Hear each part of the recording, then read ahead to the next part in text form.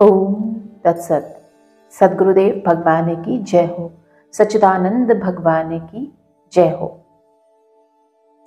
भरत का जन्म, दुष्यंत के द्वारा उसकी स्वीकृति और राज अभिषेक। वैशंपायन जी कहते हैं, जन्मजय समय पर शकुंतला के गर्भ से पुत्र उत्पन्न हुआ।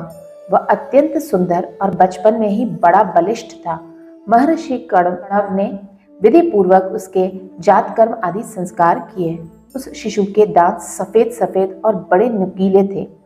कंधे सिंह के से समान के थे। दोनों हाथों में चक्र का चिन्ह था तथा सिर बड़ा और ललाट ऊंचा था। वह ऐसा जान पड़ता था मानो कोई देवकुमार हो। वह 6 वर्ष की अवस्था में ही सिंह, बाघ, शूकर और हाथियों को आश्रम के वृक्षों से बांध देता था। कभी उन पर चढ़ता, कभी डांटता तथा कभी उनके साथ खेलता और दौड़ लगाता था। आश्रम वासियों ने उसके द्वारा समस्त जंतुओं का दमन होते देखा। उसका नाम सर्वदमन रखा गया। वह बड़ा विक्रमी, ओजस्वी और बलवान था। बालक के अलौकिक कर्म देखकर महर्षि कण्व ने शकुंतला से कहा, अब यह युवराज होने योग्य हो गया है। फिर उन्होंने अपने शिष्यों को आज्ञा दी कि शकुंतला को पुत्र के साथ उसके पति के घर पहुंचाए आओ। कन्या का बहुत दिनों तक मायके में रहना कीर्ति, चरित्र और धर्म का घातक है। शिष्यों ने आज्ञा अनुसार शकुंतला और सर्वदमन को लेकर हस्तिनापुर की यात्रा की। सूचना और स्वीकृति के बाद शकुंतला राजसभा में गई। अब ऋषि के शिष्य लौट गए। शकुंतला ने सम्मान पूर्वक निवेदन किया कि राजन, यह आपका पुत्र है। अब इसे आप युवराज बनाइए। इस देवतुल्य कुमार के संबंध में आप अपनी प्रतिज्ञा पूरी कीजिए। शकुंतला की बात सुनकर दुष्यंत ने कहा, अरे दुष्ट तापसी, तू किसकी पत्नी है? मुझे तो कुछ भी स्मरण नहीं है। तेरे साथ धर्म, अर्थ और काम का कोई भी मेरा संबंध नहीं है। तू जा, ठहर, अथवा जो तेरी मौज में आवे कर। दुष्यंत की बात सुनकर तपस्विनी शकुंतला बेहोश सी होकर खंबे की तरह निश्चल भाव से खड़ी रह गई। उसकी आंखें लाल हो गईं, होंठ फड़कने लगे और वह दृष्टि टेढ़ी करके दुष्यंत की ओर देखने लगी।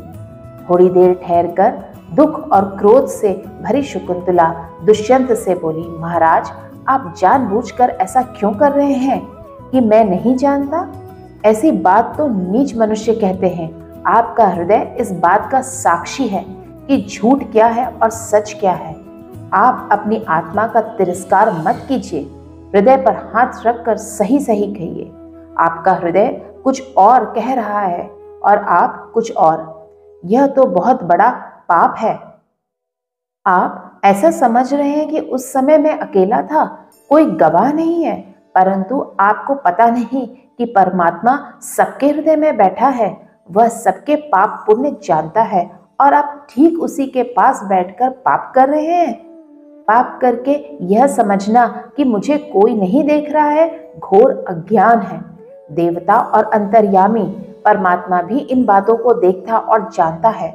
सूर्य, चंद्रमा, वायु, अग्नि, अंतरिक्ष, पृथ्वी, जल, हृदय, यमराज, दिन, रात, संध्या, धर्म, ये सभी मनुष्यों के शुभ अशुभ कर्मों को जानते हैं। जिस पर हृदय स्थित कर्म साक्षी क्षेत्रज्ञ परमात्मा संतुष्ट रहते हैं, यमराज उसके पापों को स्वयं नष्ट कर देते हैं। परंतु जिस पर अंतर्यामी संतुष्ट नहीं, यमराज स्वयं उसके पापों का दंड देते हैं। जो स्वयं अपनी आत्मा का तिरस्कार करके कुछ का कुछ कर बैठता है, देवता भी उसकी सहायता नहीं करते, क्योंकि वह स्वयं भी अपनी ही सहायता नहीं करता। मैं स्वयं आपके पास आई हूँ, ऐसा समझकर आप मुझ पतिव्रता का तिरस्कार न करें। देखिए, आप अपनी आदरणीय पत्नी का तिरस्कार कर रहे हैं। आप भरी सभा में साधारण पुरुष के समान मेरा तिरस्कार कर रहे हैं। क्या मैं जंगलों में रो रही हूँ? सुनाई नहीं पड़ता? मैं कह देती हूँ, यदि आप मेरी उचित याचना पर ध्यान नहीं देंगे तो आपके सिर के सैकड़ों टुकड़े हो जाएंगे। पत्नी के द्वारा पुत्र के रूप में स्वयं पति का ही जन्म होता है, इसलिए प्राचीन विद्वानों ने पत्नी को जया कहा है। सदाचार संपन्न पुरुषों की संतान पूर्वजों को और पिता को भी तार देती है। इससे संतान का नाम पुत्र है। पुत्र से स्वर्ग और पौत्र से उसकी अनंतता प्राप्त होती है, पर पौत्र से बहुत सी पीढ़ियां तर जाती हैं। पत्नी उसे कहते हैं जो घर के कामकाजों में चतुर हो, पुत्रवती हो, पति को प्राण के समान मानती हो और सच्ची पतिव्रता हो। पत्नी पति का अर्धांग है, उसका एक श्रेष्ठतम सखा है।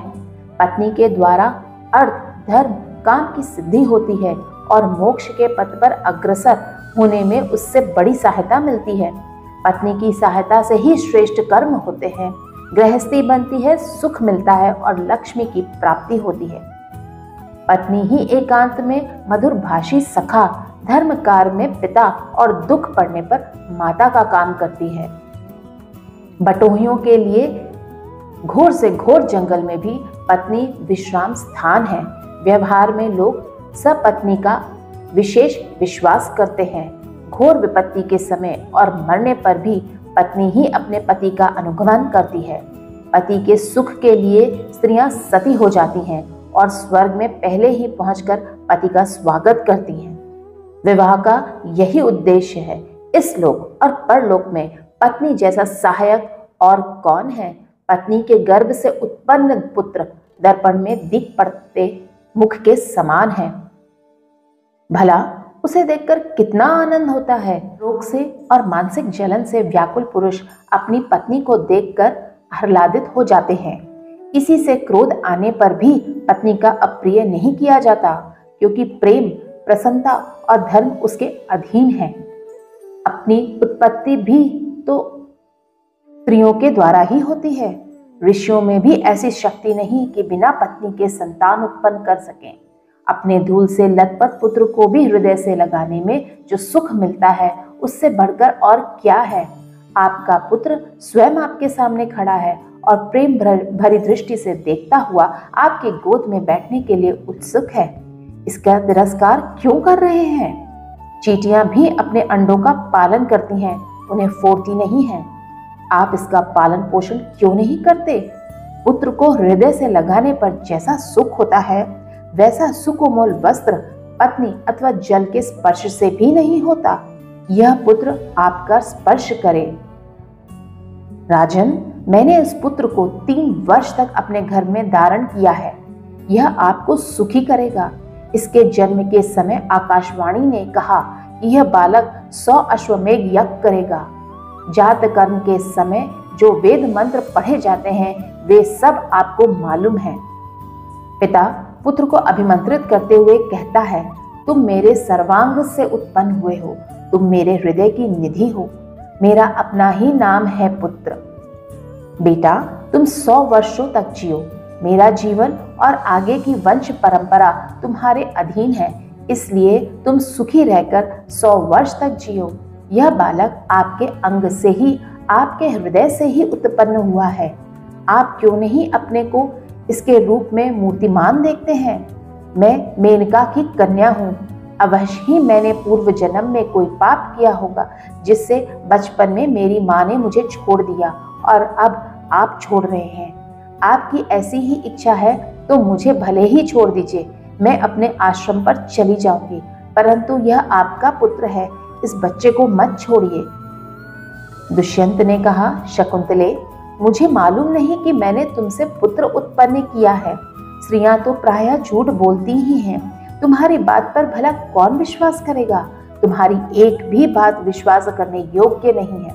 मेरे सामने इतनी ढिठाई, कहाँ महर्षि विश्वामित्र, कहाँ मेनका और कहाँ तेरी जैसी साधारण नारी। चली जा यहाँ से। इतने थोड़े दिनों में भला यह बालक शाल के वृक्ष के जैसा कैसे हो सकता है? जा जा, चली जा। शकुंतला ने कहा, राजन, कपट न करो। सत्य सहस्त्रों अश्वमेघ से भी श्रेष्ठ है। सारे वेदों को पढ़ ले और सारे तीर्थों में स्नान कर ले, फिर भी सत्य उनसे बढ़कर है। सत्य से बढ़कर धर्म भी नहीं है, सत्य से बढ़कर कुछ है ही नहीं। झूठ से बढ़कर निंदनीय कुछ भी नहीं। सत्य स्वयं परब्रह्म परमात्मा है। सत्य ही सर्वश्रेष्ठ प्रतिज्ञा है। तुम अपनी प्रतिज्ञा मत तोड़ो। सत्य सर्वदा तुम्हारे साथ रहे। यदि झूठ से ही तुम्हारा प्रेम है और मेरी बात पर विश्वास नहीं करते हो तो मैं स्वयं चली जाऊंगी। मैं झूठे के साथ नहीं रहना चाहती। राजन, मैं कह देती हूँ कि चाहे तुम इस लड़के को अपनाओ या नहीं, मेरा यह पुत्र ही सारी पृथ्वी का शासन करेगा। इतना कहकर शकुंतला वहां से चल पड़ी। इसी समय ऋत्विज, पुरोहित, आचार्य और मंत्रियों के साथ बैठे हुए दुष्यंत को संबोधित करके आकाशवाणी ने कहा, माता तो केवल भांति के समान है, पुत्र पिता का ही होता है, क्योंकि पिता ही पुत्र के रूप में उत्पन्न होता है। तुम पुत्र का पालन पोषण करो, शकुंतला का अपमान मत करो। अपना औरस पुत्र यमराज के पंजों से छुड़ा लेता है। सचमुच तुम्ही ने इस बालक का गर्भाधान किया है। शकुंतला की बात सर्वथा सत्य है। तुम्हें हमारी आज्ञा मानकर ऐसा करना ही चाहिए। तुम्हारे भरण पोषण के कारण ही इसका नाम भरत होगा।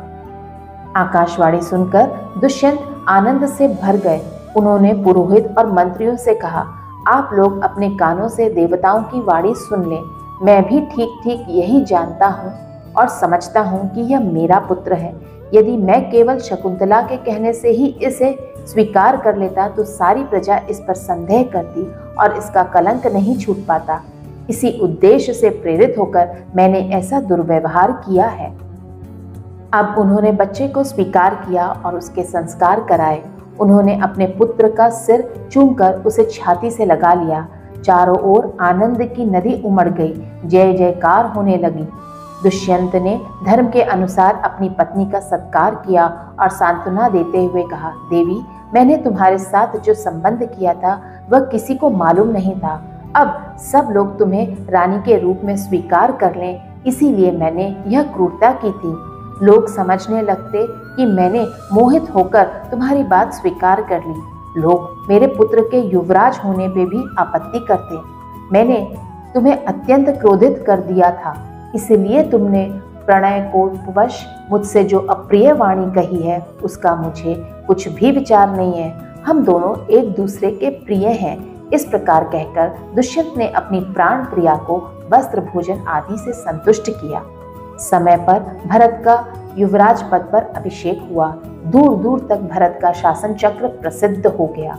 उसने राजाओं को जीतकर वशवर्ती बना लिया और संत सम्मत धर्म का पालन करके अनुत्तम यश लाभ किया। वह सारी पृथ्वी का चक्रवर्ती सम्राट था। उसने इंद्र के समान अनेकों यज्ञ किए।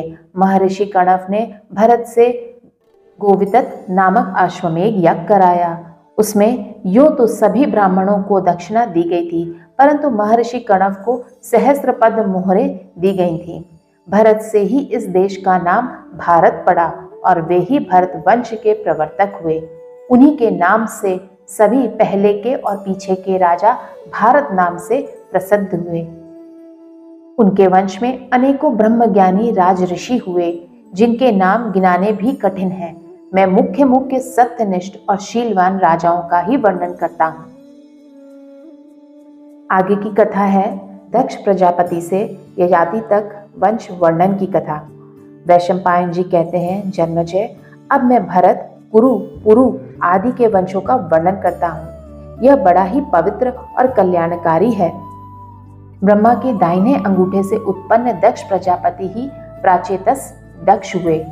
उन्हीं से सारी प्रजा उत्पन्न है। उन्होंने पहले अपनी पत्नी वीरणी के गर्भ से एक सहस्त्रपुत्र उत्पन्न किए थे। नारद मुनि ने उन्हें मोक्षप्रद ज्ञान का उपदेश करके विरक्त बना दिया। तब उन्होंने 50 कन्याएं उत्पन्न की। उन्होंने उनके प्रथम पुत्र को अपना बनाने की शर्त पर उनका विवाह किया। यह बात कही जा चुकी है कि उन्होंने कश्यप से 13 कन्याओं का विवाह किया था। कश्यप की श्रेष्ठ पत्नी अदिति से इंद्र और विवस्वान आदि पुत्र हुए थे। विवस्वान के ज्येष्ठ पुत्र मनु थे और कनिष्ठ यमराज। मनु बड़े धर्मात्मा थे। उन्हीं से मानव जाति की उत्पत्ति हुई और सूर्य वंश मनु वंश के नाम से कहलाया। ब्राह्मण, क्षत्रिय आदि सभी मानव कहलाते हैं। ब्राह्मणों ने सांग वेदों को धारण किया।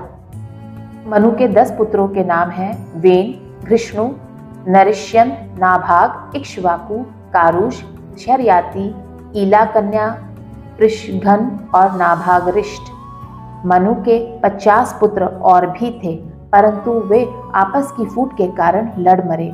ईला से पुरुरवा नाम का पुत्र हुआ। ईला पुरुरवा की माता और पिता दोनों ही थी। पुरुरवा समुद्र के 13 द्वीपों का शासक था। वह मनुष्य होने पर भी अमानुषिक भोग भोगता था। अपने बल पौरुष के मद से उन्मत्त होकर पुरुरवा ने ब्राह्मणों का बहुत सा धन एवं रत्न छीन लिए। सनत कुमार ने ब्रह्मलोक से आकर उसे बहुत समझाया भी, परंतु उस पर कोई असर नहीं पड़ा। ऋषियों ने क्रोधित होकर शाप दिया और उसका नाश हो गया।